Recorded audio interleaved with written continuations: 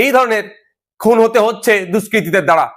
এখন শওকত মোল্লা সাহেব রাজনীতি করছেন, তিনি আইএসএফ কে আমাদেরকে দেখে দেওয়ার চেষ্টা করছে, কিন্তু শওকত সাহেবের যদি আমরা প্রিভিয়াস রেকর্ড দেখি, সেই রাজ্জাক সর্দার থেকে শুরু করে মানিক পাইক থেকে শুরু করে বিভিন্ন সময় আমরা দেখেছি খুন করেছে তাদের দলের লোকেরা, তারাই যুক্ত থেকে অন্যদেরকে, তাদের দলের প্রথম সারির নেতাদেরকে সাইড করেছে। সেই জাহাঙ্গীর খান চৌধুরী থেকে শুরু করে এই ধরনের অনেক আছে, এটা শওকত মোল্লা সাহেবের প্রিভিয়াস রেকর্ড। এখন এই খুনটার কারণ কি হতে পারে? আমি সকালে কয়েকটা ফুটেজ দেখছিলাম পরিবারের লোকজনের, তারা কেউ দাবি করছে ওই দিন 3 জন ছিল, যখন তাকে খুন করা হয় 2 জন তাকে ছেড়ে চলে গিয়েছে। এখন একটা সন্দেহ থেকে যাচ্ছে।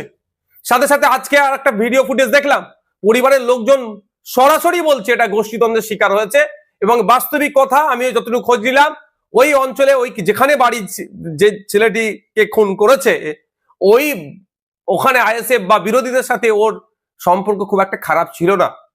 কিন্তু আমি যতটুকু খবর পাচ্ছি, এই লোকটি যাকে খুন করেছে ওরা, আপনার একদা সময় আরাবুল ঘনিষ্ঠ ছিল, প্রেসার দিয়ে চাপ দিয়ে এখন শওকত ঘনিষ্ঠ করেছে।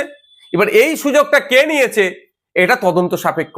একাধিক ইকুয়েশন উঠে আসছে এই খুনের রহস্যের পিছনে, তবে সবটাই সমাধান করতে পারবে প্রশাসন, ইনভেস্টিগেশন অফিসার। আমি আশা করব নিরপেক্ষতা বজায় রেখে এটা তদন্ত হোক।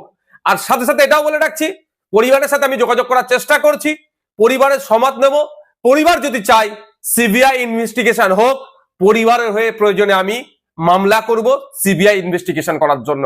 কারণ আমি একজন বিধায়ক এখানে ভাঙড়ের, সেটা আমার বড় পরিচয়।